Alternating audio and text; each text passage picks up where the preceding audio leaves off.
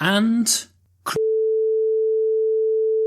are just some of the words that you may hear in today's podcast. Enjoy!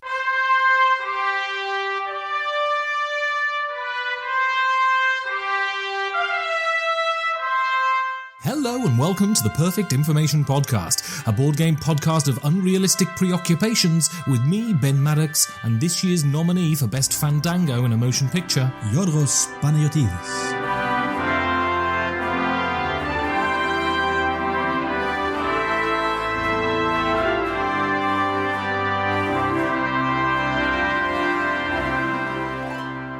So I came out the other side, Georgios. Really? I achieved it. Went through the looking glass and now you're a woman? No, I went through the looking glass. Unfortunately, I'd watched that movie. Right. That where that girl goes through the looking glass. Oh, there's a lot of those. You know, that one where that's a cruel satire of monarchical systems of arbitrary power. Ah, yes. Where she makes the people dance on the chessboard. Yes, I remember that. Well, I assumed... Oculus. No, wait. I assumed that was a documentary, right? Well, of course. I assumed all you had to do was put your hair in blonde pigtails, right? Put a blue dress on, and run you can jump through mirrors. Yeah. So how long did they keep you in hospital for? I mean, long time, Georgios. I mean, as you can see, my face is covered in bandages. Well, that is true, yeah. Well, it's a good thing that we cut out like the lower half so people can hear you. I look like that film with Brendan Fraser. Which one? Apt Pupil. Ah, yeah. Good. I don't think he's in that. No. We almost made it topic. Well, almost made it topic. Gods and Monsters. He's in that one. Oh yeah, that probably, yeah. The one with the cigar, right? No, that's Cigar the movie. Oh yeah, I keep confusing those two. This is Fidel Castro's early days as a romantic lead. I thought it was a soft porn. Exactly. Well, there was the American remake, right? That's right. The Cuban one was a cruel satire on the monarchy and arbitrary power, Georgios. All right. I'm starting to feel that, satire only have one topic now. I only have one topic. I'm a monomaniacal brain, Georgios. Oh, yeah. Not stuttering at all. Well, you shouldn't mock the afflicted. That is true. Wow, who cares? Well, the afflicted, for one. That's a good point. All right. I'm sorry for all you guys afflicted. I'm very sorry if you had to stutter. I don't know anyone who does stutter, though. I've never seen a less sincere apology in my life, Georgios. You obviously do not watch a lot of TV then, or current news. It's like that thing where the leader of the Rabbit Killing Association goes round someone's house and accidentally knocks over their kid's dead rabbit.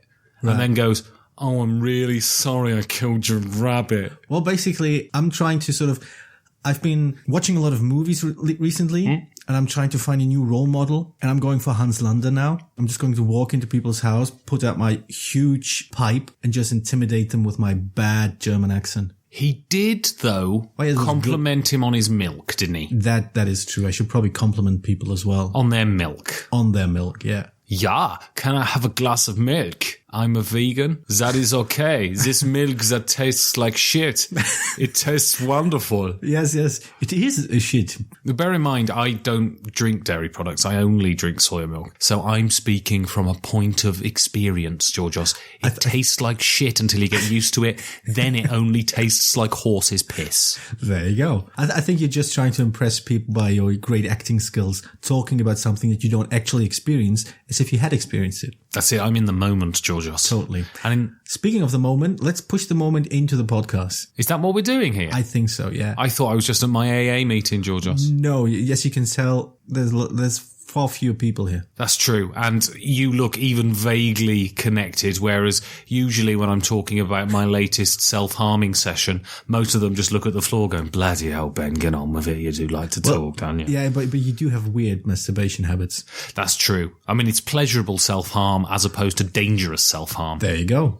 So anyway, what we're talking about today hopefully is something that I don't know whether you've been through it, but I assume you must have done to some degree, seen the length of time you've been into games. And I go through phases, but I've noticed a real sort of ennui among my gaming group recently, and a real sort of lack of desire to actually play games. So we had a gaming weekender at a friend's house. We all went round, we all took games, we planned to just sleep over at his and just, get up at 10 and start playing games and play games. And most people, I think I played 3 games the whole weekend. Right. Because every time I'd suggest something, people would go, or, no, maybe later. And so there was a real sense, now I don't know whether this is sort of seasonal affective disorder or whatever, but there was a real sense of burnout. Right. In the group. Right. That we've had this sort of 3 or 4 year real flash of sort of introduction to the hobby and playing a lot and being really enthusiastic, and now everyone's just sort of like, can we just watch a movie or have a chat? How much fluctuation did you have in your gaming group? In this particular group you were there, how long have you guys been playing together? Well, I have a big group. The meetup group is huge, and so there's lots of different people that come in and out, and Berlin's a very transient city, right? Right. So it has a lot of people who come for 6 months and then leave, Right. But these people are the sort of core group that I've been hanging around with for sort of 4 years now. And they're the people who I play the games, have been playing the games with the most. Right, yeah, obviously. And they're the ones who seem to be afflicted by this ennui. You know what I mean? Yeah, that makes complete sense to me. As I love banging the same drum over and over again, board games is a social hobby. In my opinion, it's a medium through which we engage each other socially. It's about connecting with one another. So, if you're playing with the same group of people, different games with the same group of people over and over and over again, at some point there's a familiarity with the people you play with, that the games that used to help you were used as a conduit between you sort of have been used up. It's that these people as gamers well enough that there's no new exploration there.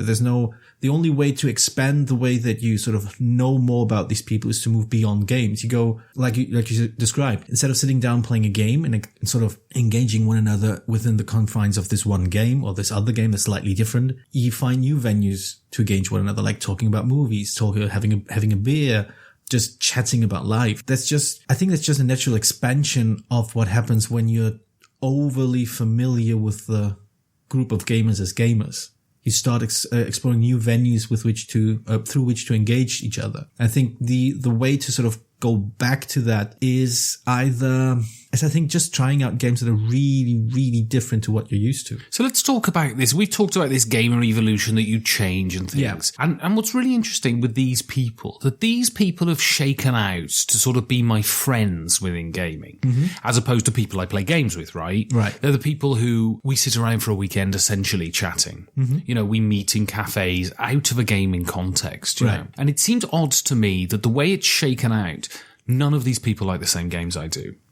So I took a load of games there at the weekend, and I was trying to get people to play because I wanted to play games, right? And just no one likes the games I like. And I think it's really odd that the sort of, and I don't know whether that's then a conflict between the games I like and my personality, right? Can games only take you so far? Is that what you're saying? That after you develop a certain relationship with people, then you need to cut the games out of it because they become a distraction in getting to know someone really? On that level, yes. If games are primarily used, and I think they're most commonly used as a way to get to know one another, to spend time together, at some point this is sort of, you've done as much as you can with these particular people. I think you either need new people coming in, changing the whole thing, and, hopefully with some new games that are slightly different, sort of creating new dynamics within the group, or you need to move beyond games to engage with each other socially. I think interesting that with my gaming group, I have the similar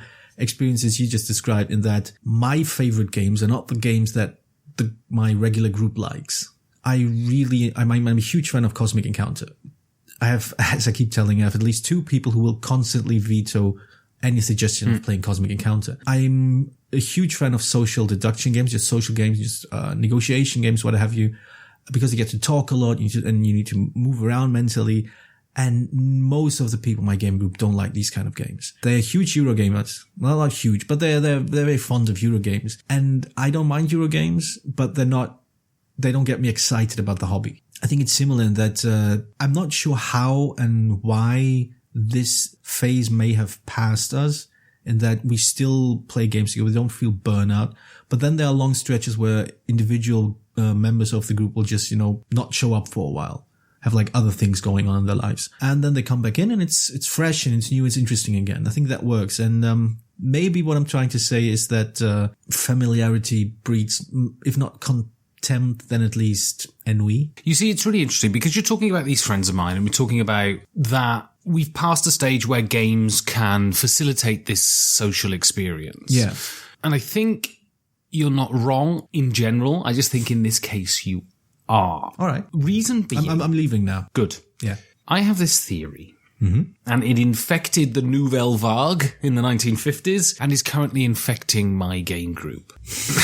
I believe ennui is contagious. Huh. Okay. And so I think part of the reason at this weekend is one of the guys, and he is the hub of our game group in many ways. He's the guy who organizes our Essen trips. He's the guy who runs the weekly game night. He sells games online. He really is going through burnout at the moment. You can just tell. Yeah. He fucking hates games, right? Okay. Him being there at the weekend was a constant suck on people's enthusiasm to play games. Oh, yeah. Now, I'm not saying a constant suck on people's enthusiasm. That's not what I'm saying. I'm not saying he was just moping around like a dickhead.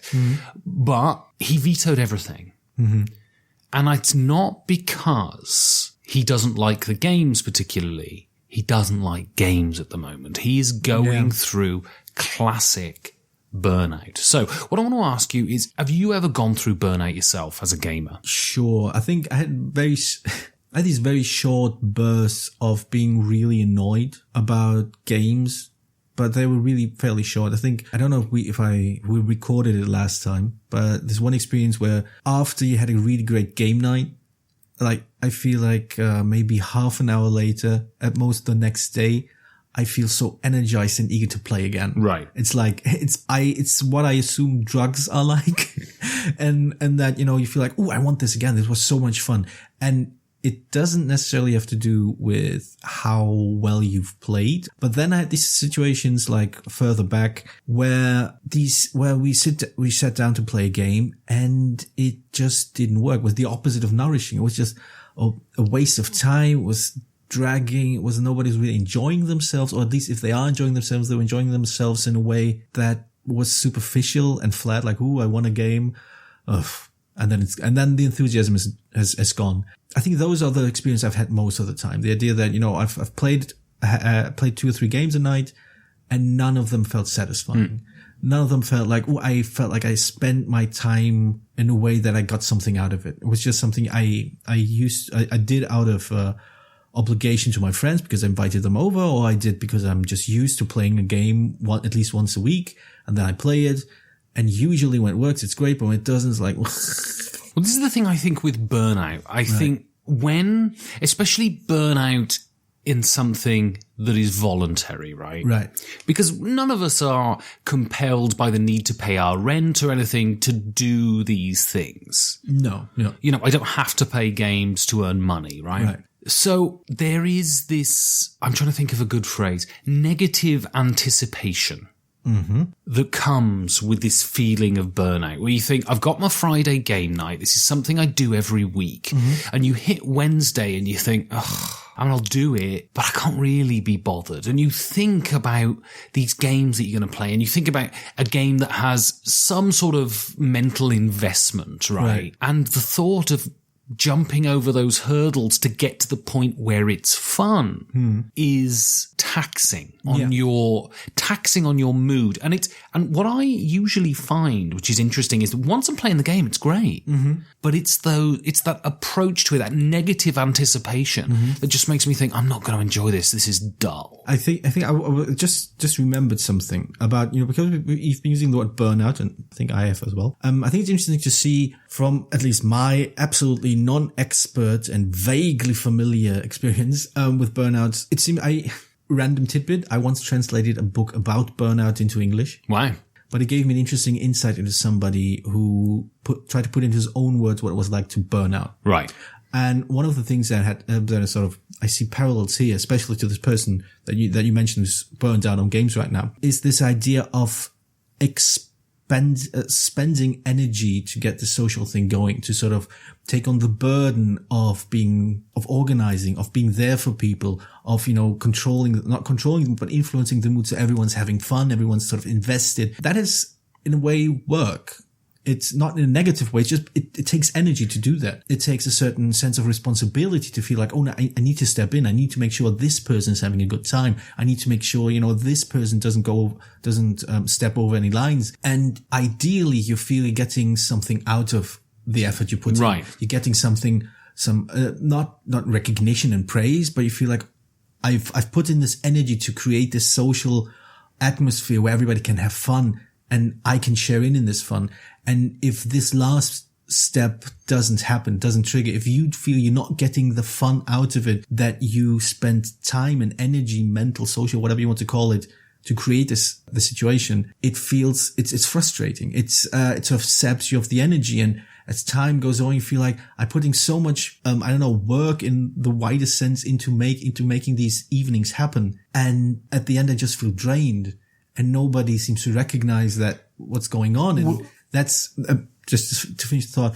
That's basically the main argument of this book. Like this guy was arguing that, people are burnt out because they feel responsible for things. Because they feel they need to step in. They need to carry all this weight that's happening, and they need to make things work for everyone. And they sort of are willing to sort of cut back on their own enjoyment, what they need themselves, so others can have fun. And that ultimately, if this effort is ignored, frustrated or whatever, it leads to burnout. It leads to them feeling empty, hollow, and in the vaguest sense, a bit hopeless about what they do. Well, it's because people's attitudes to exceptional events and how exceptional events very quickly become unexceptional events, and you start to take them for granted. Yes. So you have a night where you do games and you cut out carrot sticks and celery and cucumber and you get hummus and all of this. And the first time people come round, they go, my God, look at this. The second time you do it again because it makes you feel good, right? Yeah. And they go, oh, he's done it again. That's nice. By the fourth time, people are going, fucking hell, Ben, where's the carrot sticks? You know what I mean? Yeah. And so we all like to think that we're altruistic, but none of us are.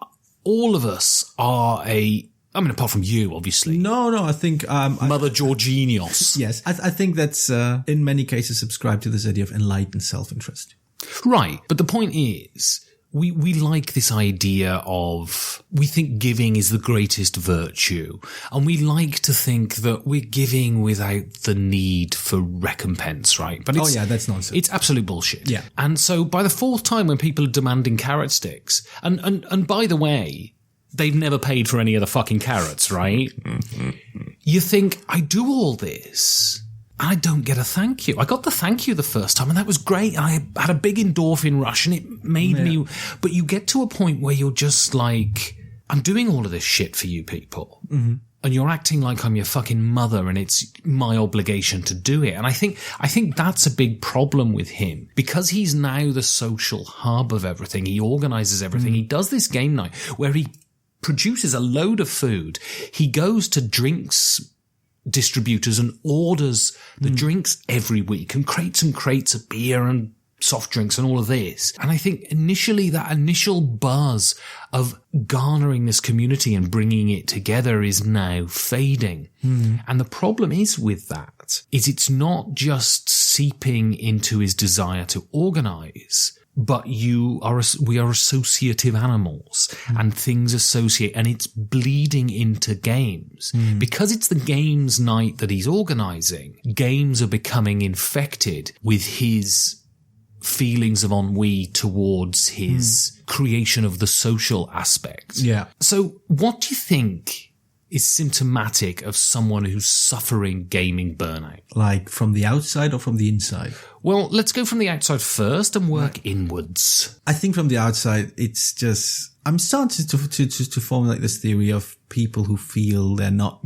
well, even if they're not able to articulate it, people who feel they're not getting what they used to get out of a game night, right, are usually much more erratic, much more tense, and much more volatile in their reaction when they play. Right. I think most people who get something out of it can take wins or losses in stride, can take, take that action and go like, oh, I'll get you next time. I think one of the factors that can sort of make you feel really tense and very, very, what's the word I'm looking for? Sensitive, I guess, about confrontation in a game has to do with maybe this idea that I'm getting shut out of something I love because everybody's, piling on me. General frustration with the experience that becomes misdirected to other aspects. More or less. So you're thinking, I used to fucking love this. I don't love this anymore. This isn't as fun as it was. And now, fuck you. How dare you take my spot on the field? Yeah, basically. Yeah. I think that can be, there are thousands of factors why, you would be, very, very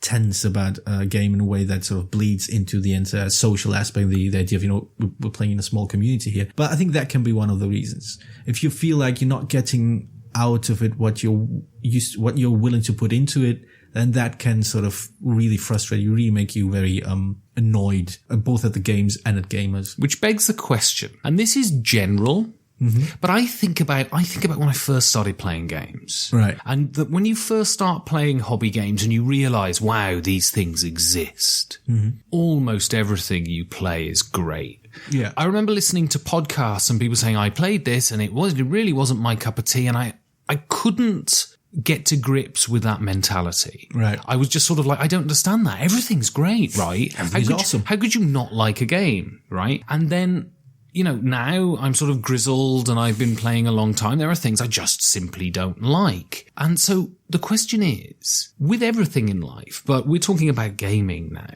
is it a case of diminishing returns? No. Board games, because you have such a huge influx of new ideas, new ways to play board games, new genres to explore, new ways in which, old ideas are repackaged and not repackaged, but just really refined. I think there's always something new to explore. There's always something interesting, some interesting new dynamic at the table to discover. Like the first time you played a social deduction game, or the first time you played a low confrontation Euro game.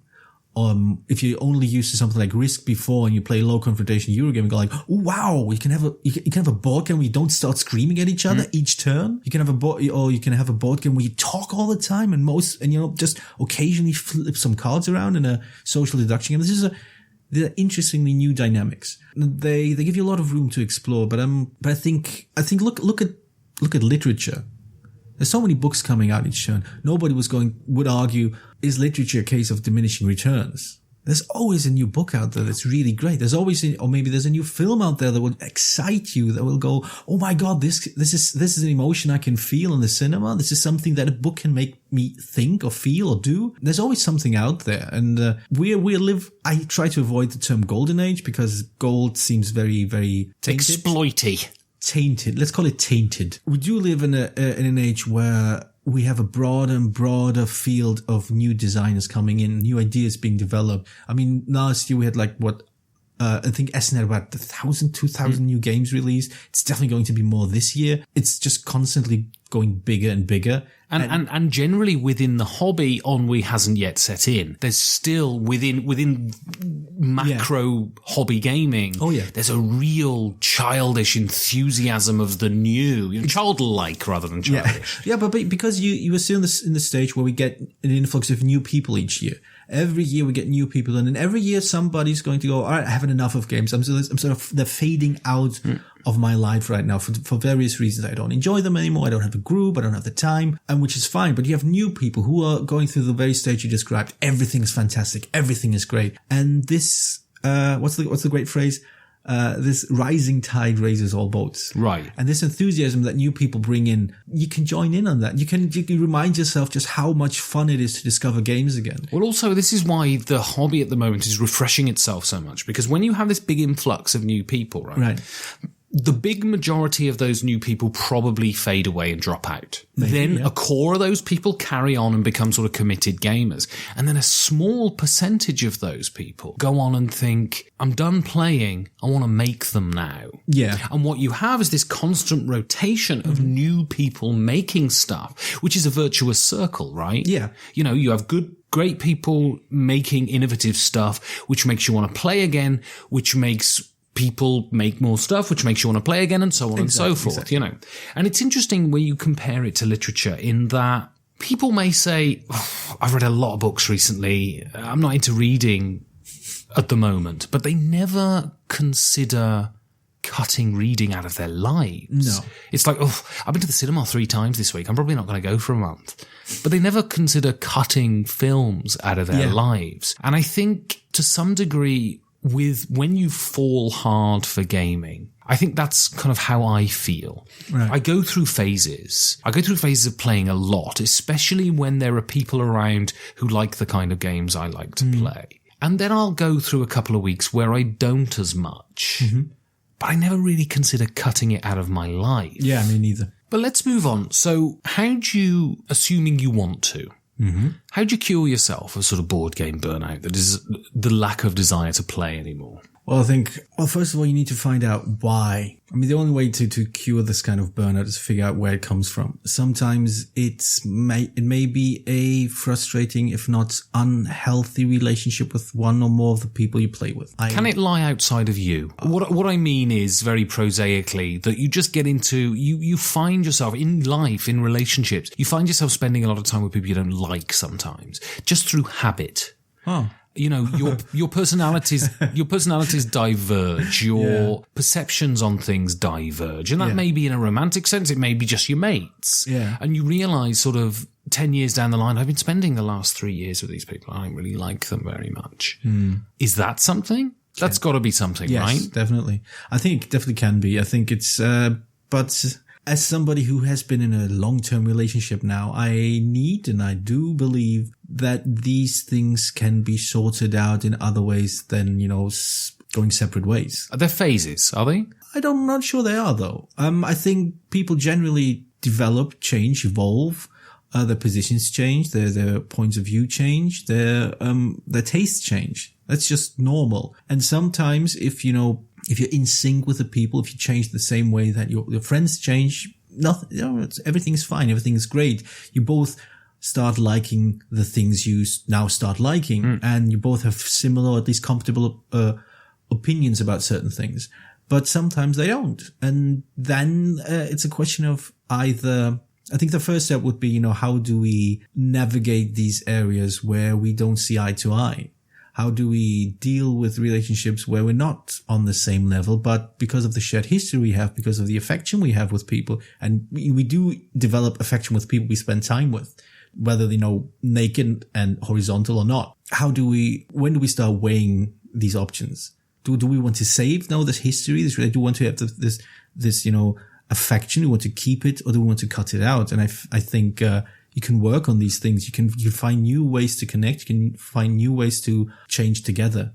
I'm talking, interesting enough, if this seems very vulnerable, I'm not talking about actually my relationship with my girlfriend, but with the relationship with a good friend of mine who I'm starting to realize we are sort of drifting apart, and it's very painful. But yeah, I think you can work on these things. You can put effort in. And I think that, scaling it back to something less personal, I think that works with board games as well. You can realize at some point, all right, we feel differently about not only games, but a lot of other things as well. Let's look for similarities. Let's work on these things that we have in common and build on that, even if it is not the same things that we originally, became friends for. And I think when it comes to games, that's true as well. At some point, you need to realize, right, this person I've been spending a lot of time with regularly does not like the games I like, does not like the things I like about games. But do we have something in common? Do we have some sort of shared experience, some sort of shared outlook that still connects us? And in most cases, I think that is true. Yes, people do not suddenly flip a switch and become, intolerable to you that you need to cut them out right away. It's just work, like any relationship, whether it's a romantic relationship, whether it's a work relationship, or it's just friendship. You need to work on these things. You need to curate them. You need to put effort in, to remind yourself of why you want to spend time with these people. And that goes both ways. So my long rambling reply is, not only do I have no idea what you asked me, but also, yes, work on your relationship, even with your gaming mates, and find ways, when ennui starts setting in, find ways to remind yourself of why you play games and why you play games together. And you see, that's a really good advice for tackling an external reason. Right. Part of it may be, I'm just burnt out on these fucking people, right? Yeah. I'm burnt out on these people. And it doesn't mean you don't like them. It doesn't mean you don't have any affection for them. It just means, I don't see you for a couple of weeks. Okay. Right? But also, I think you can be burnt out on the games. Oh, yeah. And let me elaborate. I'm suffering at the moment from a restriction on space. Mm-hmm. And so a few years ago, when I wasn't living in Berlin, I woke up one morning and I had what I would say was a combination of panic attack and epiphany. A hard on. I mean, that goes without saying. These are the moments where I have epiphanies and panic attacks. I have a semi on. It never gets past that, Georgios. I just don't have the energy. And I thought, I've got too much. This was before I was into gaming. I've got too much stuff. Mm-hmm. And I literally woke up. I got all of my DVDs. I got all of my CDs. Mm-hmm. I got 99% of my books. And I just took them to a charity shop. Right. I went, there you go. And this feeling of liberation was incredible. This sudden alleviation of just this feeling of encumbrance was gone. It's like cutting ties with your past. Right. Now, you're only ever going to get burnt out on something if you're deeply, deeply involved with it, right? Because you can't get burnt out on shit. You just, I go and see the motocross once a year. I'm completely burnt out on motocross. Yeah. And so part of board gaming, part of being a big gamer is the accrual of games. Mm-hmm. Is having a lot of games. Okay, now, you have a particular situation in which, firstly, you're very disciplined in what you buy. And also, you have to cram children into your apartment as well. So you can't... I take out one box and cram the child in, and then, I can play a game. So you can't fill every available space with games. I'm not encumbered by the fruit of my loins, so I don't have that issue, right? So literally every fucking available space is covered in games. And I think part of burnout is just looking at all of this and thinking, how much of this do I love? And when you look at a huge collection, probably not a great percentage. And so I think if you're suffering this sense of burnout, liberate yourself. Mm-hmm. Cull back, look at something and say, do I value this enough to keep it? No, and get rid. And it's a trite thing, but it really works. Wasn't there like a self-help book about, if you don't go through your stuff, if it doesn't give you joy, it goes into a box. Right. Yeah. Well, it's this minimalism thing, isn't it? You should never have more than sort of 7 different outfits or whatever. And I'm under that limit. I only wear leopard skin posing pouches, Georgios. Yeah, why wouldn't you? Well, it's my winter wear. There you go. Thankfully, I'm covered in so much body hair, I barely feel the cold. And I think part of burnout is a feel of encumbrance, a feel of I've got myself into this situation and I can't get back out of it and there's no joy there anymore. Mm-hmm. So cut back. This unencumber yourself. Yeah.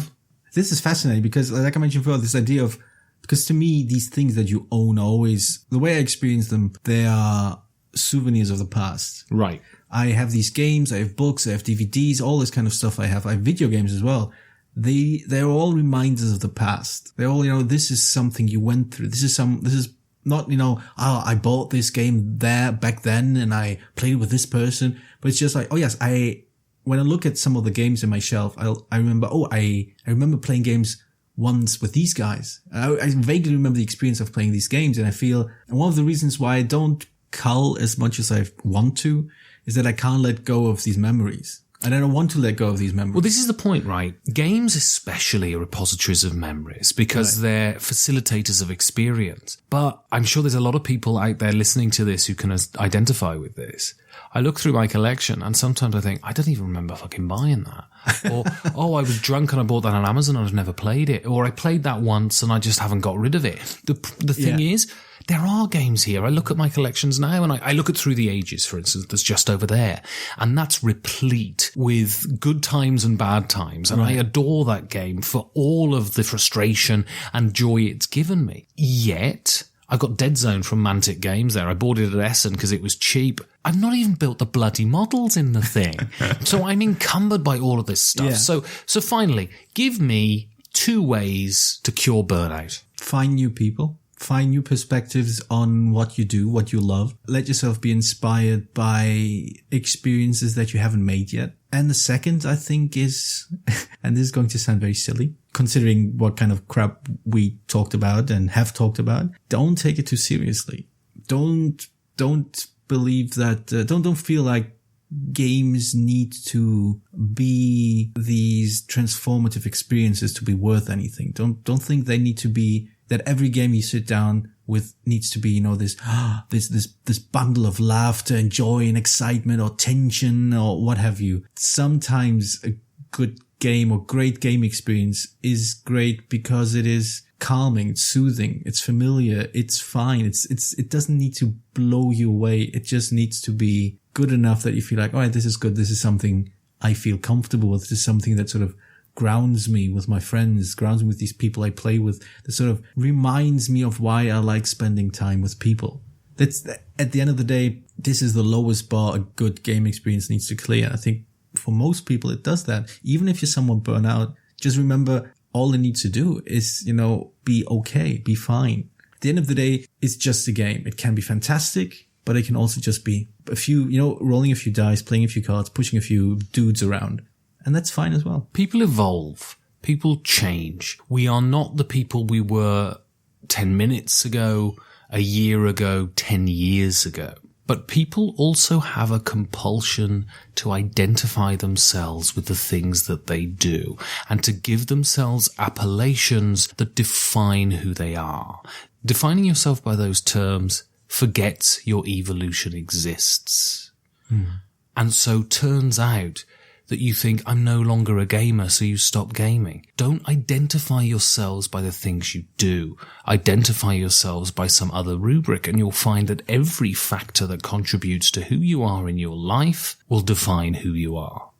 Oh, I agree. I've defined myself as a Hellenic sex god, and I've lived happily ever since. And I've defined myself as Ben, the monkey man, does whatever the monkeys can. Yeah, that works. If you're one of those people, and you're not a sheeple, and you want a meeple that certainly ain't fecal... Oh, very good. You go to spielpro.com, Georgios. What do they do for us? Apparently meeples and components, and both replacement and for prototypes. Spielpro.com are that company that give you all... You've heard this already, you know what they are. They are the blank components, the things that you can put your total love and heart and personality and stamp it onto. You want blank dice? You want stands? You want to replace stuff in your games? You go to Spielpro.com. Why? Because they're the premier people to do this. Is that not right, Georgios? That is right. And if you happen to be Rob Harper or any of the other guys talking about prototyping a game based on colonialism like the guys on our guild do. Yeah, lefties. They are probably looking at somebody like Spielpro.com to provide them with the components they need to make this prototype, this idea, a reality. If you want to do something and turn it into reality, you either go to Spielpro.com or sit and pray. So if you need some stuff, but most of yours is guff, and you don't know where to go, it's Spielpro, bro. Oh my god, we are so losing our sponsorship.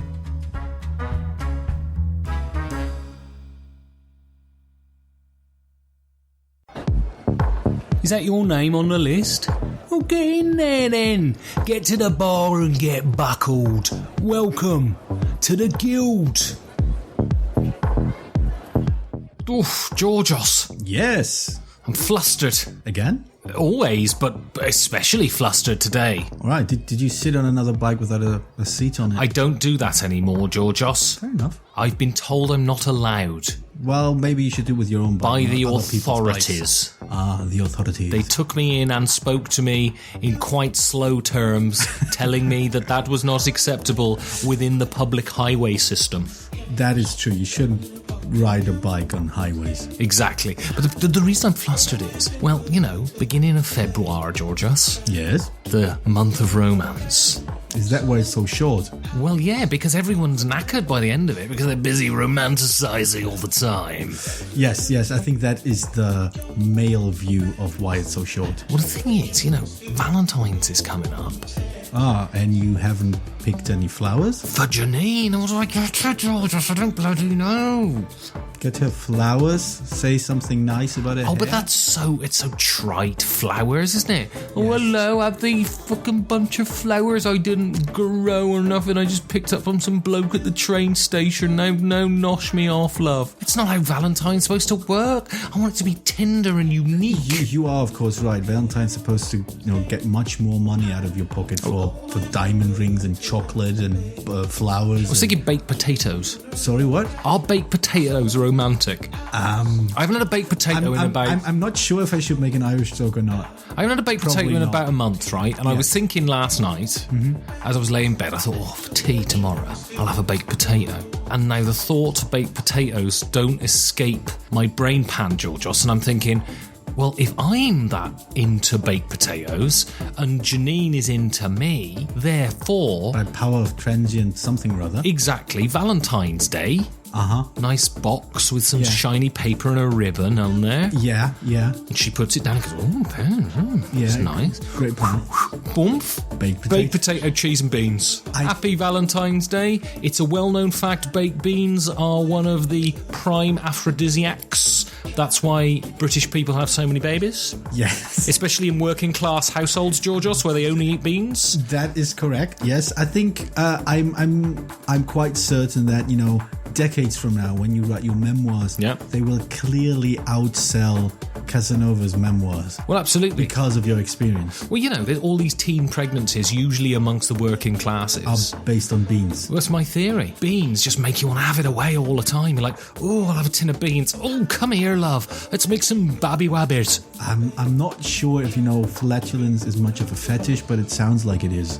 Well, I assume the initial tomato effect happens, you have it away, and then once the beans have settled into the tum-tum, then you start with the flatulence, and that's why divorce amongst the working classes is so high. All right. So basically saying you're making babies, you go to the Dutch oven, and then you divorce. Exactly. I think your understanding of both relationships and marriage is impeccable. I'm a socio-anthropologist, Georgios. You are definitely some of those words. That's right, because they were words, not just random outpourings from my throat. Yes. Anyway, so guild question, Georgios. Oh, finally. What was the guild question? The guild question was, is conflict necessary for good gaming? I'm quite certain after Valentine's Day you will have an interesting answer on that. Not after the baked potato, Georgios. There's gonna be quite a lot of hand to gland combat, if you know what I'm talking about. Yes, I think I know it far better than you think I do. So anyway, Marlene Thornstrom, she sounds Swedish, yet she's in America. So yes, but she is blonde, therefore she must be Swedish. Do you reckon she's one of those Fargo people? Yes. Because that's where all the Swedish went, up to Fargo area. Yes. Do you think she goes, yeah, I love the board games, yeah. Do you think she says that a lot? Possibly. Write in, Marlene. Tell us if you're one of those Fargo people. Yeah, I'd love a cup of coffee, yeah. You mean people from Minnesota? That's what I mean, yeah. Yes, the Fargo people. That's what that's how they speak in the Fargo program, isn't it? With Billy Bob Thornton's. Thornton's. Who's also the man who makes the chocolates. I have no idea why you haven't put up your own Wikipedia page yet. Actually, your own Wikipedia. I mean, Ben Bart. Ben Bart. BenBart.com. Ben Bart. Anyway, what does she say? She talked about when she first got into board games and being worried about board games being too competitive for her, which I think is a common worry. At least we assume it's a common worry with new gamers, that they might be too cutthroat. And I think there are a lot of examples where these games are cutthroat. And then she discovered that direct conflict is actually kind of fun, and it can be fun, I'm told. You're a knobhead. No, not that. No, I found that fun. Yes. What I just did there, that was fun. Yes. Very fun. Carry on. Yeah. She talks about how she discovered enjoying direct conflict, which can be great fun, reminding her of her time playing first-person shooters and how making a nemesis in a game can be very, very entertaining. And I agree with it. And I think she also. Are you Sean Connery? I am Sean Connery. She also said a lot. She liked direct conflict, and with direct conflict comes a lot of fun. That's amazing. Not only do you have all the accents, all the languages, now you can do all the people all of the time. Yeah, I'm great. I'm the best. You're like the Babel fish of impressions, Georgios. I am a Babel fish. Yeah, I think that is true. Well, let's move on to ingredient X. Do you think that's the sex ingredient? Do you think he left off the S and the E just because he didn't want to inflame the passions of his audience? No, I think it's a mathematical joke. So ingredient X is something you can interchange.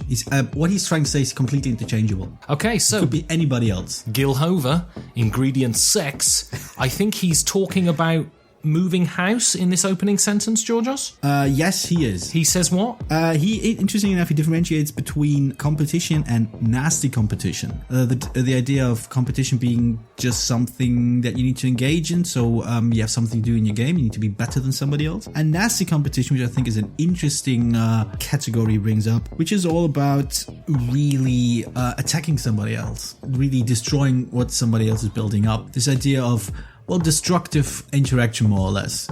And the latter can be very frustrating and sap all the fun out of gaming.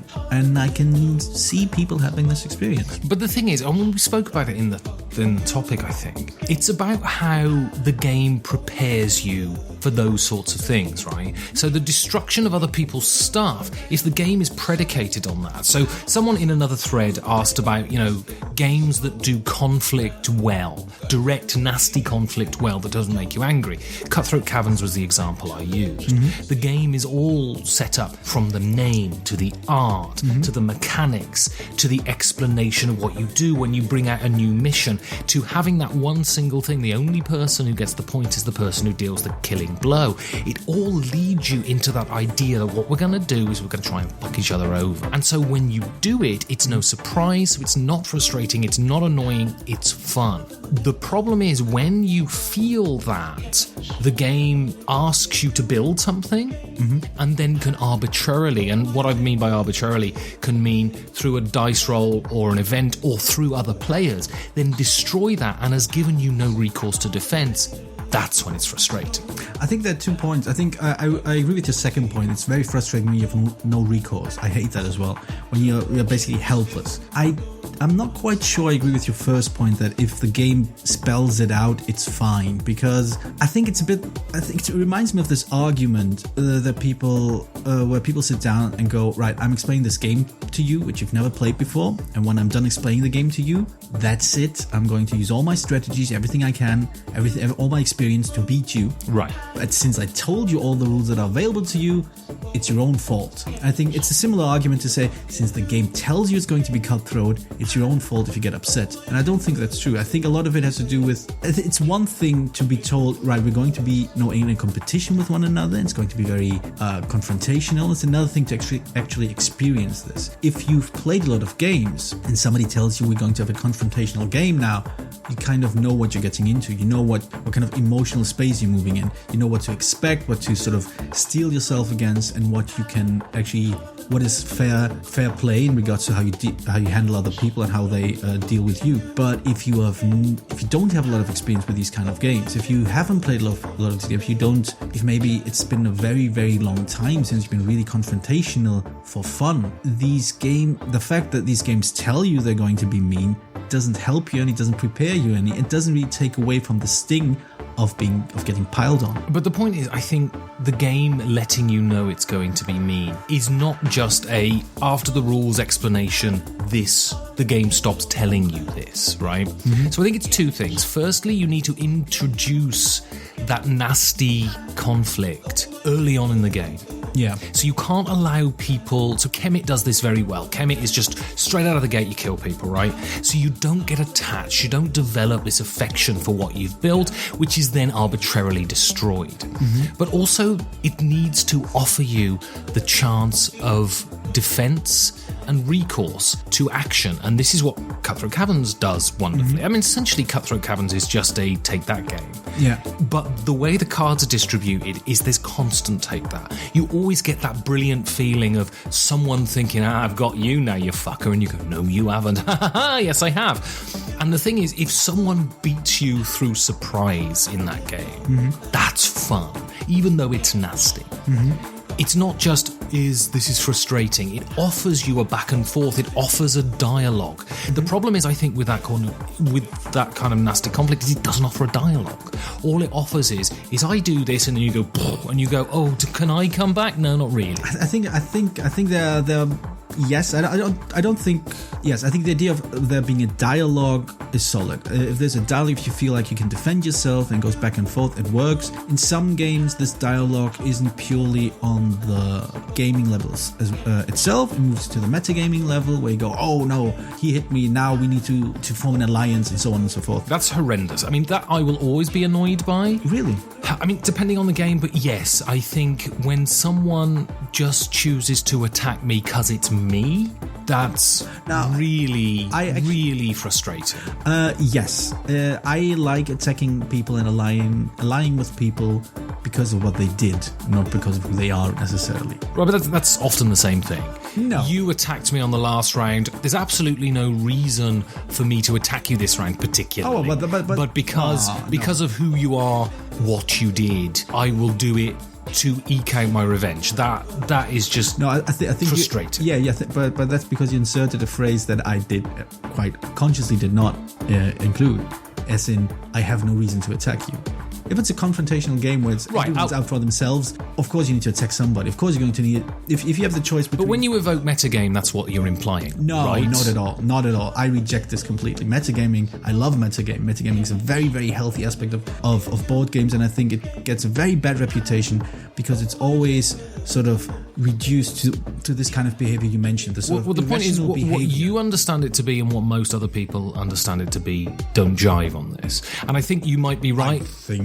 I don't know. And I think you might be right. And the term metagaming might need rescuing from that sort of negative sense of bringing your real life into the gaming sphere. Oh, that's it might need rescuing, but nevertheless, that's what most people assume it to be. Yeah. You're welcome to come on the guild and tell me that I'm speaking bullshit. But I think that's it's going to segue nicely into another term that's brought up in this thread. I think a lot of people do use this as a shorthand for somebody, sort of broke the social contract, and that's metagaming. But I don't think that's true. I think metagaming is much more. I think it has to do with basically everything that's above the table talk is metagaming. Everything has to do not with your individual decisions, but with the way you influence others through talking, through negotiation. Everything is metagaming. These things are all metagaming. Reducing it only to, well, somebody did something that's not fine by our not explicitly written out but implicitly understood rules of social conduct that we have in this game.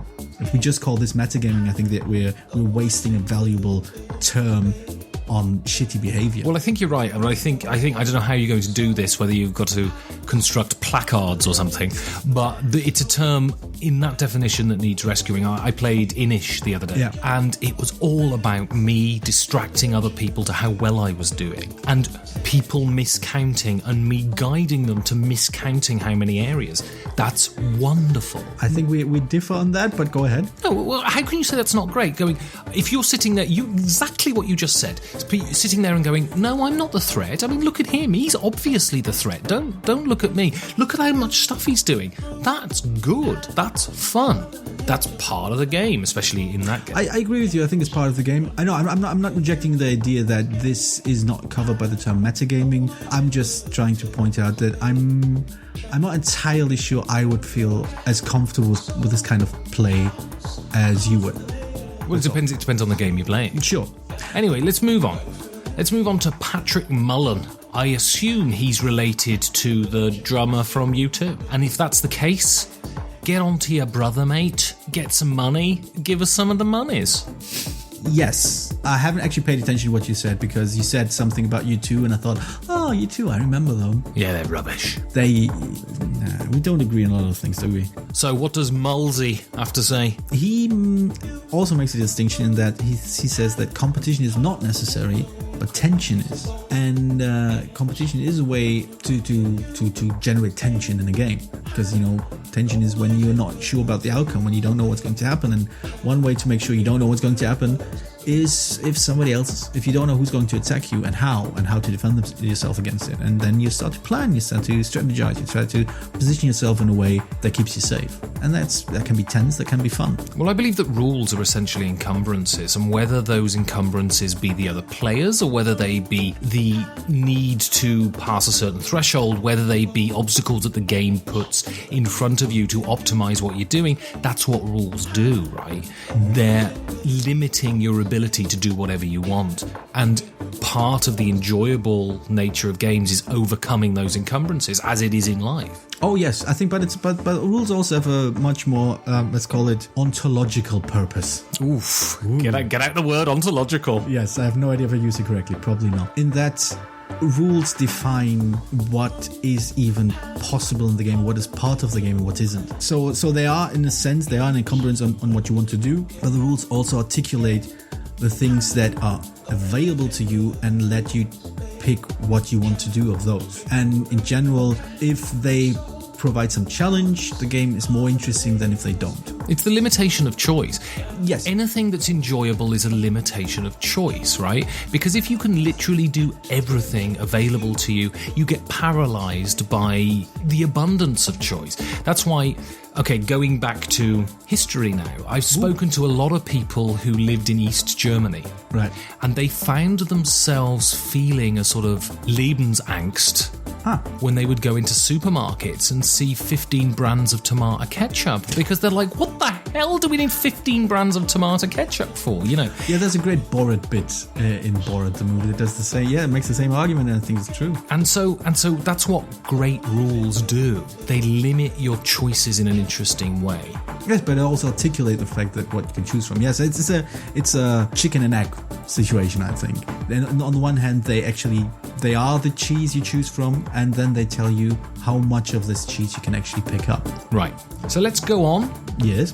To Danny Perello. A Canadian, eh? That was amazing. Just another example of your wonderful accents, Georgios.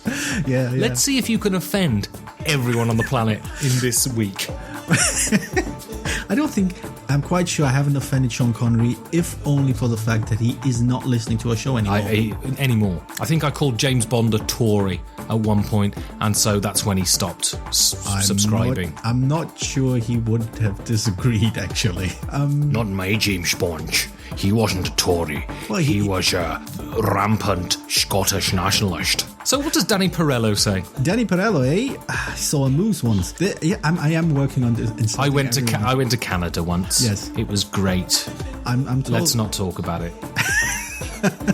Danny brings up the argument that heavy conflict games tend to rely heavily on luck, and he prefers games where, the winner is determined by a player's ability to make good choices as opposed to random die rolls. I am not entirely sure I agree with the idea of conflict being based on luck, unless, of course, you are looking at it as equating conflict with games like Risk and any Ameritrash dice. Well, it depends on conflict, doesn't it? I'm thinking about a game I played recently that I really liked, surprisingly, which was New Angeles. Right. And New Angeles is a negotiation game, essentially. But what it is, it's very high on conflict. What you're trying to do is belittle other people's aspirations to suit your own, right?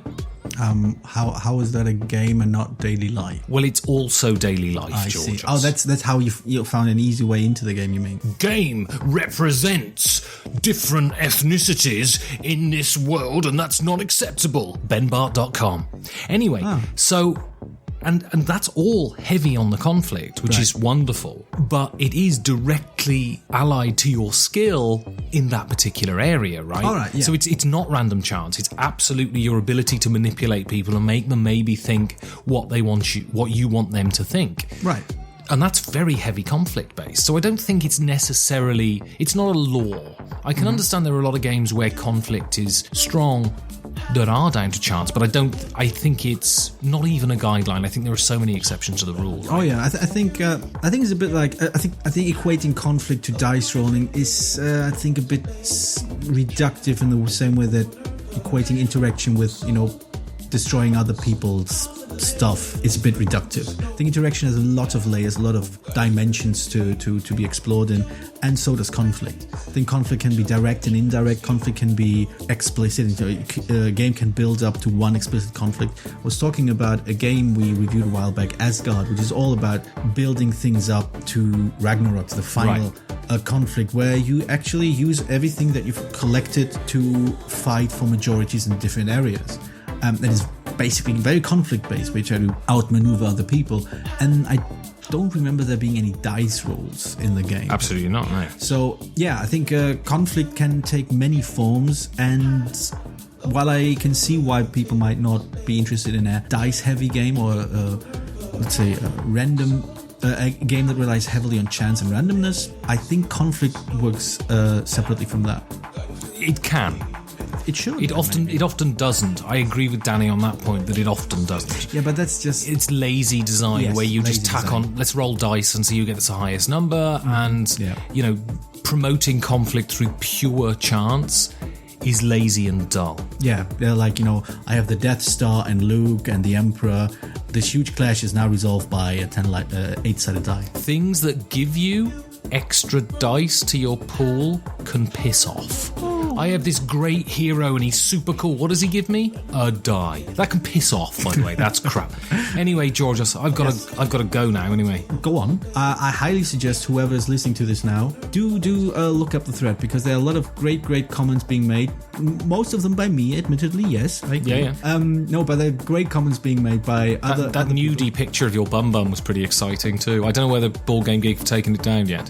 No, they haven't. I actually paid them for it. They're great comments. They're great observations being made in the thread and in other threads on the guild as well. They're great threads starting, people talking about really interesting stuff. Check it out. Comment. Tell people I'm right and Ben is wrong, because not enough people do this. They don't. No, anyway, it's only me. I've got to go now because, I've got some sexy baked potatoes to buy, Georgios. There is indeed nothing sexier than a baked potato. Maris Piper or King Edward, Georgios? What would you recommend? I don't know who Maris is, so I'm going to go with the royalty. Say goodnight, Georgios. No, not today. YOLO-games.com, Georgios. Yes, YOLO-games.com, Georgios. You can buy the games. You can buy the games. They ain't lame. They're not. No, they're not lame. Not all of them are the same. We should stop rhyming. Say my name, say my name. You are not Beyonce. We're not having this discussion again. I don't care how many leotards you I want to be Beyonce, No, Georgios. I'm sorry. You don't like this leotard I'm wearing? I don't like any of the leotards you're wearing because they're all too small. They do ride up my butt crack a bit. Yes, they do. It's like a very big camel's toe, Georgios. Called my bottom. And just as hairy, Indeed. So what game have you chosen to highlight the selection from YOLO-games.com, Georgios? I'm going to highlight the return of a classic, one that you very much love. I do, it's amazing.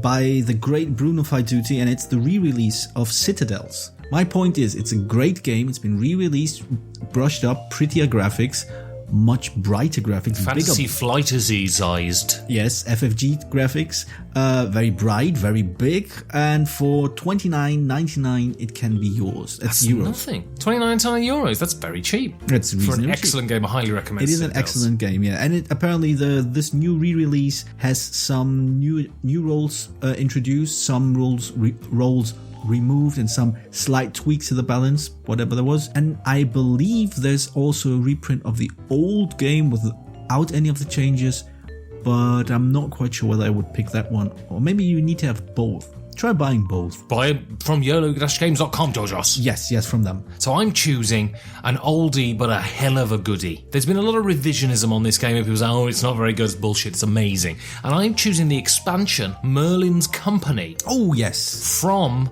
Shadows over Camelot. Shadows over Camelot is a fabulous cooperative game, the first probably that really utilised the hidden traitor mechanic to its fullmost. And for $21.99, you can buy this expansion that vastly improves the game. Go out there, get it. Days of Wonder. They done do it wrong, Georgia. Sauce. Yeah, no, it's a fantastic game. It's a great expansion, and I'm kind of envious because apparently in German you don't get this expansion, and I only have the German version of Shadows over Camelot. So if any of you kind listeners would like to sell me to reasonable price their expansion of Shadows over Camelot, I'll happily buy it, because as far as I can tell, it's only English one, so it's only for English-speaking listeners and copy owners of the game that we can, promote this expansion to. All the single ladies, all the single ladies, all the single ladies, all the single ladies, come on, slap my ass, Georgios, slap my ass. To the left.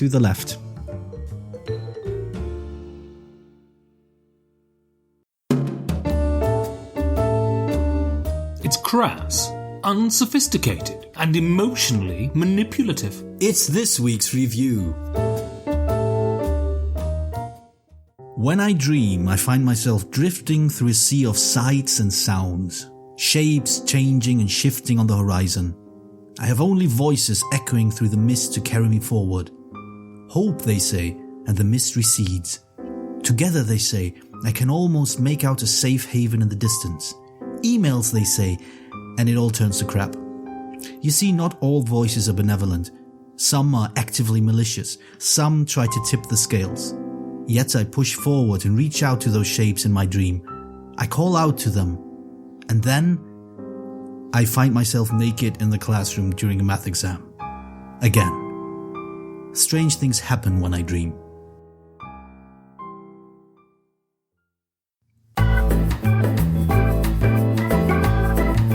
Yeah. Skip to the end. It's the one sentence review. There are dreams in which you win the lottery, marry Jessica Chastain, and achieve world peace all in one day. This is not one of those dreams, but neither is it a dream where you lose all of your money, marry Margaret Thatcher and join Donald Trump's toupee and war department. And thankfully, it's closer to Jessica than it is to that wig.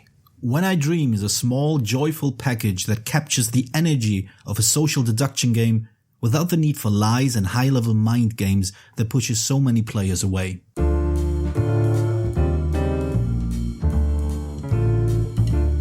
Georgios? Ooh, what's that in the corner of the room? I don't know, but it's eating peanuts with its nose.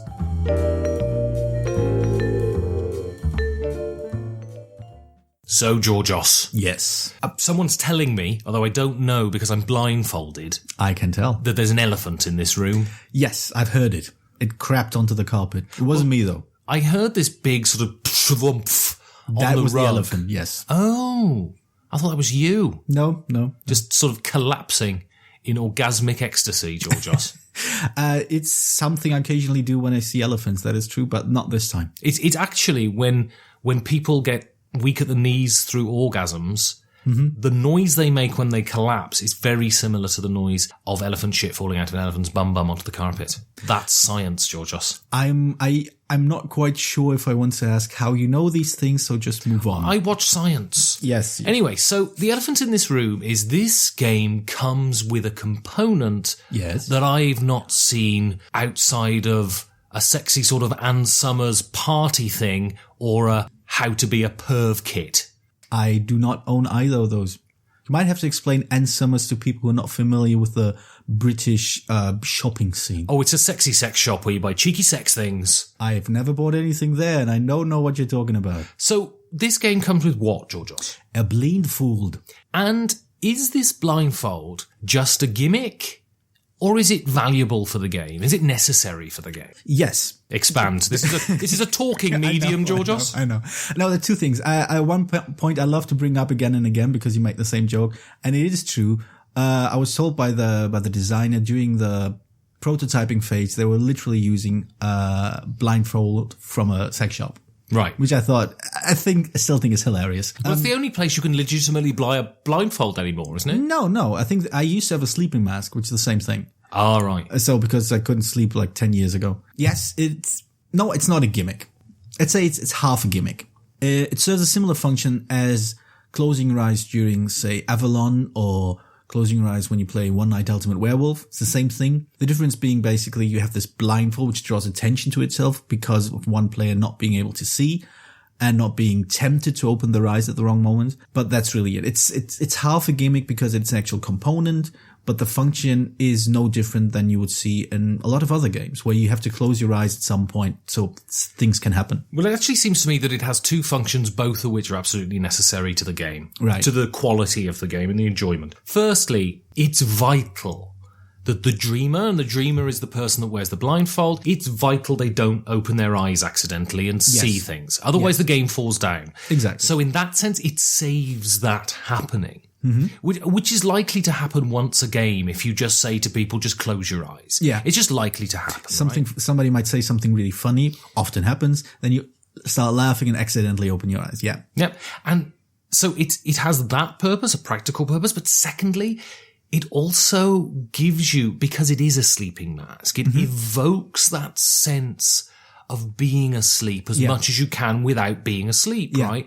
So it really contributes to, I'm going to use the buzzword, the immersion in the game. Oh, yeah. It helps you identify with what you're trying to do. So therefore, I think it's absolutely vital to the game. Oh, no, I agree. And really sells the game too. Yeah, I think I wouldn't, to sort of avoid the word immersion as well, I think it adds to this idea of this being a playful experience. It adds to this idea that, you're actually doing something, you're not just talking randomly, but you're actually playing this game. You're part of this activity of playing this game. And it's in part, I'm very parted today. And that's because this component pushes you into drawing attention to what you're doing. And also it offers a frisson.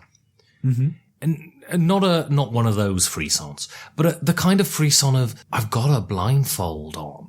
Yeah. And there's always that sort of weird, kinky nervousness about wearing a blindfold, right? Which I think contributes to your sense of excitement in the game. The simple act of putting a blindfold on is in some ways kind of kinky, kind of scary, kind of funny, kind of sexy. And that contributes to all of that feeling that you have. And when you're sitting around the table playing it, you're very ambivalent because in this game, everyone gets a chance to wear the blindfold, right? You're kind of ambivalent because part of you can't wait to put the blindfold on, but also part of you thinks, I don't want to be sat blindfolded at a table with these people. You know what I mean? And that's fun. It is, because it adds, like you said, it adds this sense of vulnerability because you can't see, our most dominant sense is taken away from us. You have to rely on what you hear. You feel vulnerable, yes, but also it adds to this fantastic focus, like you're actively dreaming as you hear people speak, as you hear people grunt or roll. No, you don't hear them roll their eyes, but sort of make these kinds of noises when a card comes up that nobody expected or they don't know how to deal with. Or as they get, more, not excited, more tense as the time runs out. There's something very, very tangible, very, very energetic about sort of being vulnerable in this moment, and just soaking up everything that you hear. Just, I heard this word. Oh, he said shoe, and somebody else said canoe, and somebody else, and you start trying to figure out what's going on. And the blindfold does add to this heightened experience of the game. This heightened experience really not only justifies the blindfold, but makes it, indispensable, really. And this may sound facile, and I don't care, most of what comes out of my mouth is facile, but there's something inherently more exciting about the reveal when you remove a blindfold than simply opening your eyes. Yes. And you might say, that doesn't matter. In practical terms, it doesn't make a difference, but it bloody does. Yes, it does. It's a sensual difference. And that's important because this game is all about sense and it's all about perception and it's all about your dislocation from what everyone else is doing and thinking and planning. And the blindfold contributes to that. And without the blindfold, it's a tenth of the game. I agree. Yeah, it's dislocation is a great way of putting it. So, what did you think of my interactive, candid photo montage? Well, it was certainly an experience. So, on the face of it, Georgios, this is what people would call an experience game. Yes. You have games that are about sensation and emotion and hilarity. Right, and then right. you have games that are about thought and planning and strategy. And if you were to show someone this game, the box, the cards, the sexy, sexy blindfold, people are going to put this into the category of experience game. So discussing the experience of this game, I think, is really valuable. Sure, yeah. And I think we'll come to not circumvent, that's not the word I'm looking for. We'll come to flip this idea that it is solely an experience game, because I think it's more than that. But what was your experience of playing it? Surprisingly tense and not as silly and funny as you would expect from these so-called experience games. Because when you said experience games, the games that came to mind were things like Architect, where you have where you have this plastic club that you blow up and you hit yourself on the head. Oh, Architect in English. Architect, yeah. It's a silly game. It's a funny game if you like that kind of humor, but it's predominantly the kind of thing that I would assume is meant by experience games. This is the game that comes to mind. Zany, Georgios. I know how much you love zany. I love zany. I know you do. I tell you what, if you want to wear like one of those silly jester hats and go, oh, ugly boggly, my name's Monkey Man, please come round my house so I can stab you repeatedly in the Adam's apple. Assuming you're a bloke. Yeah, but basically, yes, experience games are very much far less about the play itself as they are about the activity. To some extent, I would even put a game like Concept close to experience because of how quickly you just push aside any sort of scoring and just, be done with it. It stops being a game very quickly and becomes, and this is always a term laden with sort of negativity, but it becomes an activity. Yeah. Concept's a wonderfully wrought, very clever activity. Yeah, I love it as well. But you forget the scoring two rounds in, right? Exactly. And interestingly enough, it was not as silly. It was not as openly silly as I expected it to be after, the first nervous laugh of putting on the mask is over. It was surprisingly tense in the sense that I felt pressure to do something, to quickly find one word to sort of give my hint. But it was surprising in many moments when you reveal at the end of the turn of a dream. Not only do you reveal what the dreamer has dreamt or believes to have dreamt, but when you reveal the roles of the other players, it's funny, it's amusing because you're kind of paying attention to what other people are saying, trying to see who's working with me, who isn't. There are not a lot of layers, but surprising amount of layers considering that it looks like a party-style experience game. So yeah, my experience was tense, funny, but not in a zany, silly way, but an actual, very organic, emergent, oh no, this is amusing. I can see what you're thinking and it makes me laugh because I didn't think of that. Or because, I had the exact same brain thought you just had. We both made the same mistake. This kind of thing.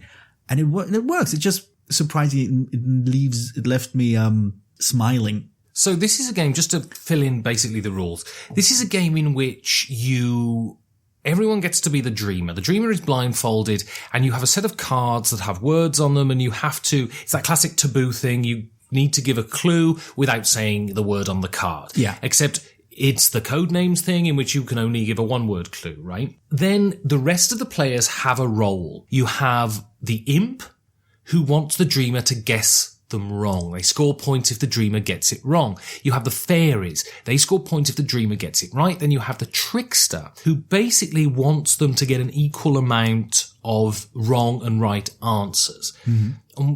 And then, the dreamer puts the blindfold on, everyone else draws cards, one card is laid out and everyone gives a one-word clue and then the dreamer guesses. Right? You get you can give them 2 clues. It goes around twice. And then the dreamer guesses and you put the cards either wrong or right. And then once everyone's drawn a card, then you take the blindfold off and you say, okay, I did this.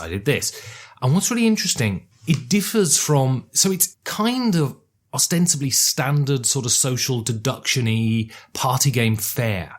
But it has a couple of real differences that I think make it very interesting.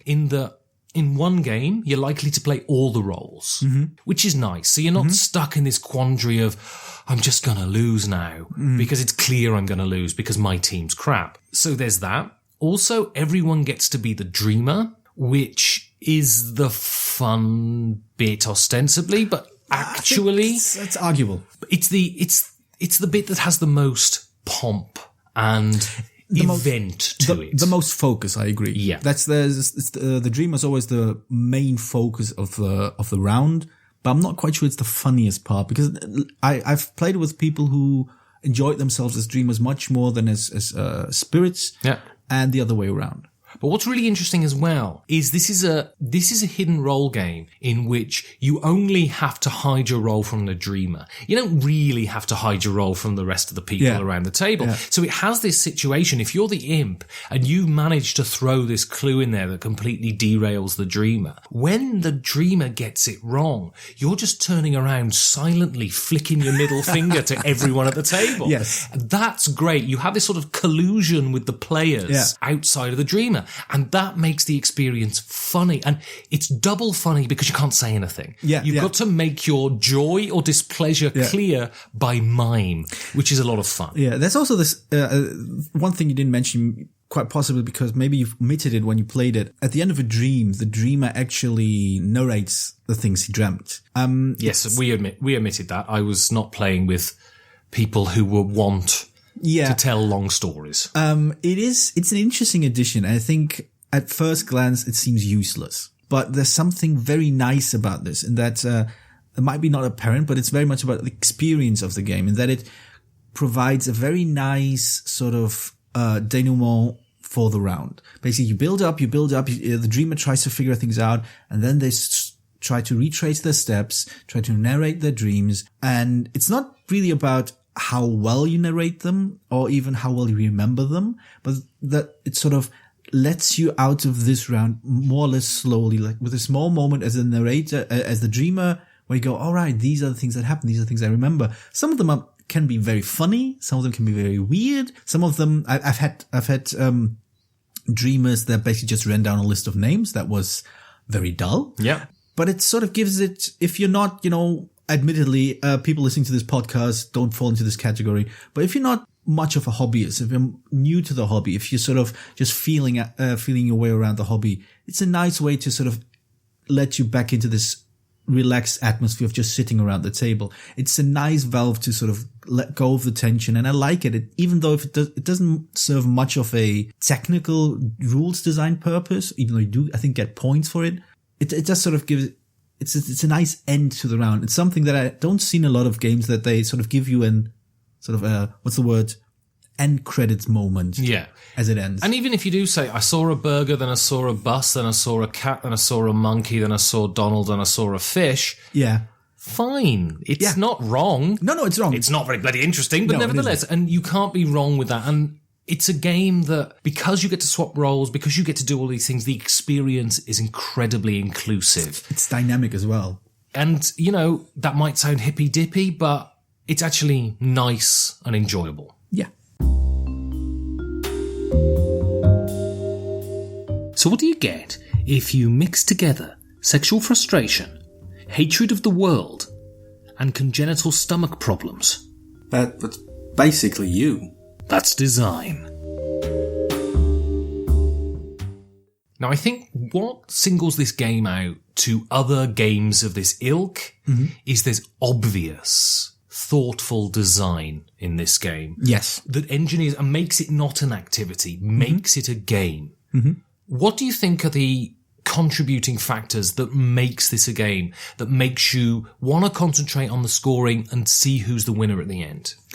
I think it's very much the spirit roles that are spread around. Basically, this is how you mostly score points. Even though the main focus of each round is the dreamer who we're trying to influence, it's the spirits that are going to score points, depending on how well they can influence the dreamer. And the interesting thing is, as you mentioned before, the fact that you keep switching roles from dream to dream gives it a much more dynamic way of, it engages you just differently, because every turn you may have to switch your strategy. This turn you have to be truthful, but even just let's compare to other hidden identities games, where most of the time the truthful party, the good party, have the most boring role, right? Because they just have to tell it straight. But with this game, because of the way the turn is structured, and because of the way that, say, the imps aren't helped by just throwing in random words. They need to throw words that are just close enough to make sense, but also wrong enough to lead the dream into the wrong direction. It puts you as the good ghost, as a fairy, on your toes as well. You need to pay attention, right? You said something that leads him in the wrong direction. I need to counterbalance that. And what makes it so tense and exciting and actually puts a lot of pressure on you is the sand timer, because you do not have a lots of time to get through a dream. Yeah, this is the point. There's a sand timer that once that card gets laid down, the sand timer gets flipped, and once that sand's gone, the dreamer's got to guess. Right. And so you can't have people going, I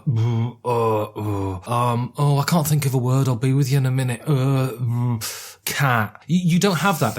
You have to come up with it quickly, but also you have to completely tactically adapt to what the imp next to you has just said. Yeah. Because a clever imp player does exactly what you've just said. They offer enough ambiguity to push the dreamer just far enough off so they don't get the word.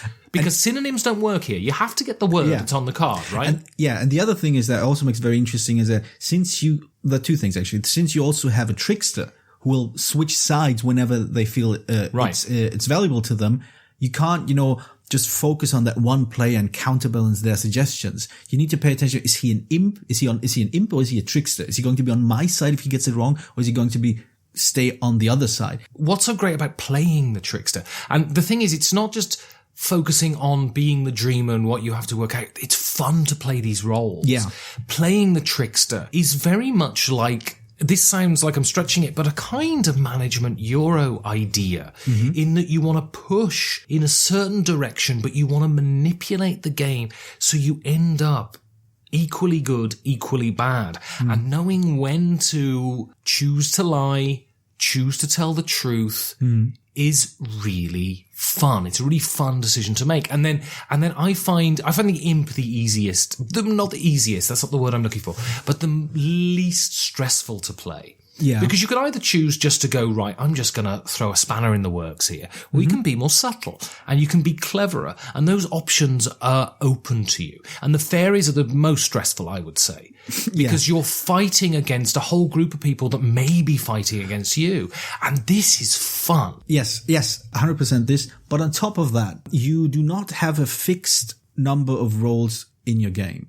In that you shuffle a bunch of cards. Yeah. But there are more roles available than there will be players. So you never know the exact makeup of the people. So you don't know how many imps you have. You don't know how many fairies you have. I think you have only one trickster in the end, but you don't know if you're working against a majority of the table or if you are part of the majority. Right. So again, this is a very, very clever design, very elegant in that everyone's involved. Everyone is part of this dynamic process of both figuring things out, thinking on their feet to find the right word to give to the dreamer. The dreamer's paying attention to every single sound they hear because they obviously can't see anything. So everyone's heightened, very paying a lot of attention, very tense, but in a fun way. And everyone wants to do well, and they can do well if they're quick on their feet.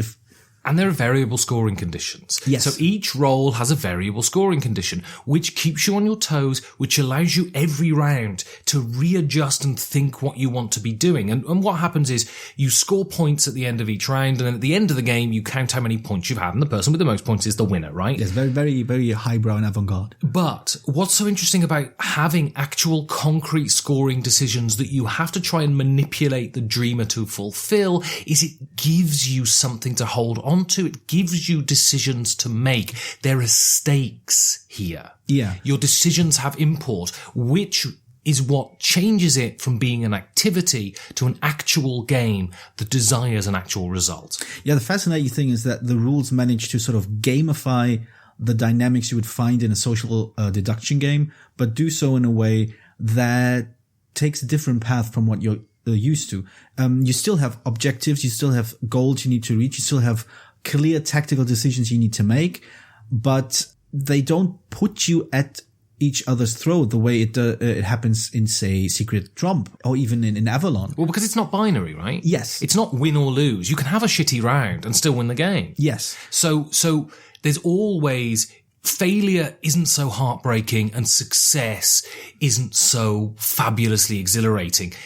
it is measured, and you think, okay, I didn't do very well this round, but I can just move on. Yeah. And of course, being the dreamer, it's weighted towards getting things right, because the dreamer scores points for each guess they get right as well. They have to remember when they narrate the dream, actually. That's, again, it's quite a taxing, challenging game, and you wouldn't expect it to be, because it looks like a simple, stupid activity. But it is there. It's not, again, this isn't a high-end Uwe Rosenberg type of challenge, but it is a challenge. There is no question that gamers of any stripe will derive satisfaction from actually planning their tactics and their strategy in this game. Most party games don't have this. This one does. That's really interesting. It is. I think there's one point I want to bring up, because I saw it in a review that I don't actually, from a reviewer I actually quite like, but I think he's wrong in that the cards are wasted. The art on the card is wasted. The idea that you have these huge cards, only 2 words on them, and then this beautiful art, and the art has no function. And I think that's wrong. I think it's wrong for 2 reasons. First, the art is evocative.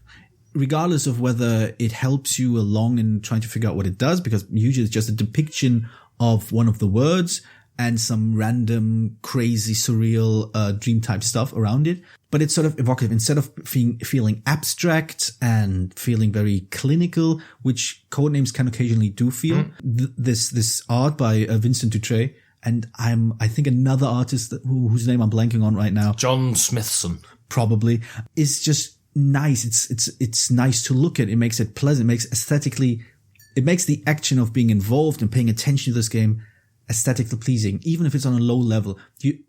Put differently, you like looking at the cards because the cards look nice. And if you look at something nice, it's more fun to engage in it. And it promotes the creation of your one-word clue. Exactly. Therefore, it has utility. Yes, it does. Playing this made me want to play. I had a dream last night, Georgios, Oh, you were sleeping again. that playing this made you want to play. Not bad, not bad. It made me want to play One Night Ultimate Werewolf, and I know you are burned out on this game. Oof. But I feel it's a nice segue from this game to One Night Ultimate Werewolf to eventually Avalon, all on the line of social deduction games. But whereas I think One Night Dream is very accessible, very easy to get into, even though it is, when you start playing it, it sort of reveals its challenges. Unantagonistic. Unantagonistic is a nice way of putting it. I think One Night Ultimate Werewolf is a nice step up, both in gaming complexity, but also in confrontation and lying mostly, and confusing people, eventually reaching the high end point of Avalon. Now, this is not I'm not basing this on quality so much as I envision it as a sort of guiding new people into the hobby, and sort of showing, it gets more complex and complex if you're into that kind of thing. Well, Avalon has the highest possibility of acrimony, right? Yes, but also I think that's been the experience I've had in my gaming group.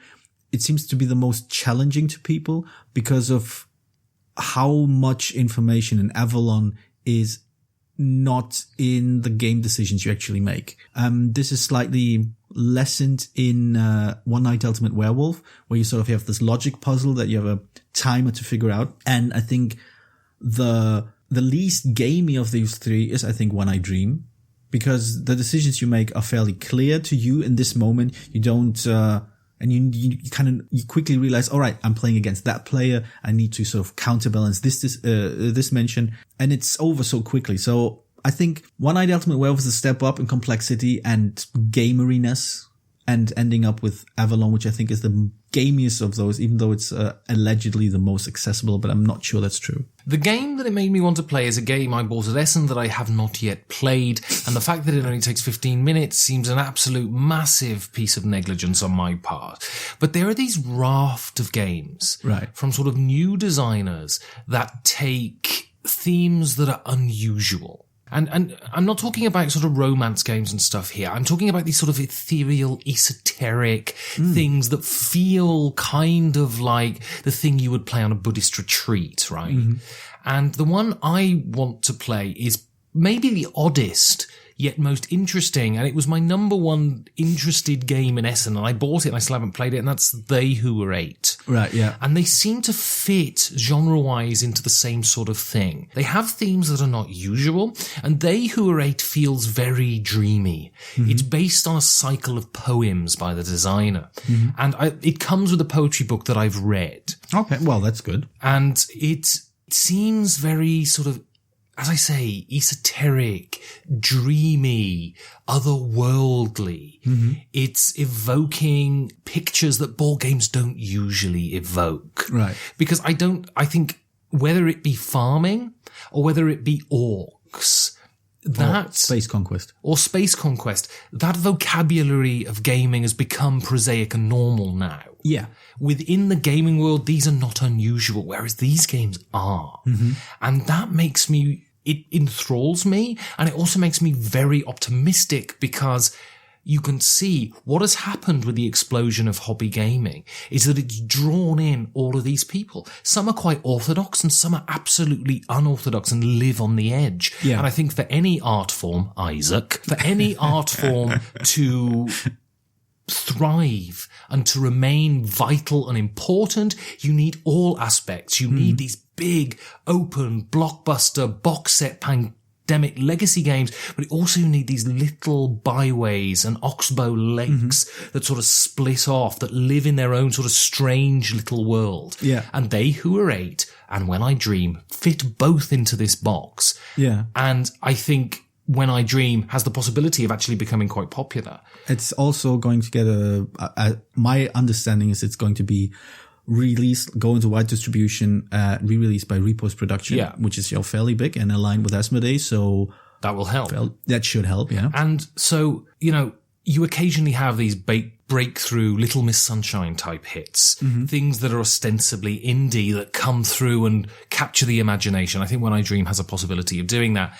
I don't think They Who Were Eight does. It's much too esoteric, really. Yeah, but enthralling and interesting. And I think that's why When I Dream makes me think of that game. And so that's the game I want to play. So Georgios. Yes.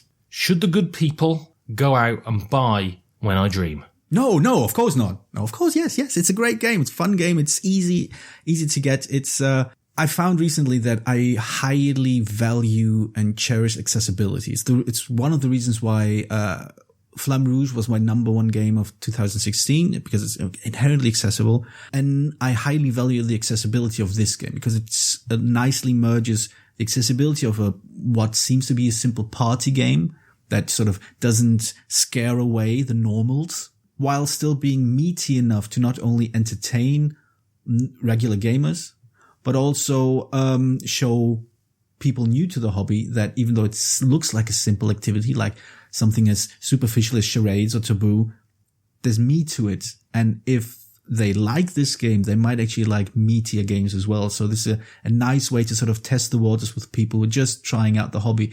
And for that alone, for the fact that this game can do this, can help you figure out whether you found somebody who could have a lot of fun in the depths of this hobby. For that alone, you should have it in your collection. I think When I Dream is not my favorite game. I don't think it's a stellar game. I don't think it's revolutionary like Codenames was. It doesn't blow me away in that sense, but it's a really solid, well thought, interesting game. And as opposed to what you say, I think people who are into games, who are already deeply into games, will enjoy this because it has the decisions that meatier games have. And it can be used as an amuse-bouche or a palate cleanser or something like this. And gamers will enjoy it. It's like Mondrian that we reviewed. People will go, oh, come on now. And then they'll play it and afterwards they'll go, actually, that was pretty good. And I assume it'll be cheap. And so, I would recommend When I Dream, get her board.